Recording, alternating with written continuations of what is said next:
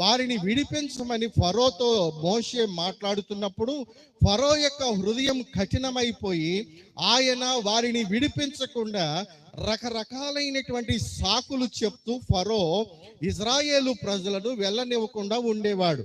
అప్పుడు మోషేతో దేవుడు మాట్లాడుతూ, ఇదిగో ఫరో హృదయం కఠినమైపోయింది కనుక ఫరో దేశం మీదకి, ఆ దేశం అంతటి మీదకి కప్పలు రప్పిస్తున్నానని ఒకసారి మిడతల దండు రప్పిస్తున్నానని, ఒకసారి వడగండ్లు, పెద్ద పెద్ద వడగండ్లు పడతాయని, మరొకసారి ప్రతి కుటుంబంలో కూడా జ్యేష్ఠ కుమారుడు చనిపోతాడని, మరొకసారి ఇలాగున రకరకాలైనటువంటి ఆ కార్యాలు చేసినా కూడా ఫరో హృదయము కఠినమైపోయింది. స్తోత్రం కలుగునుగాక.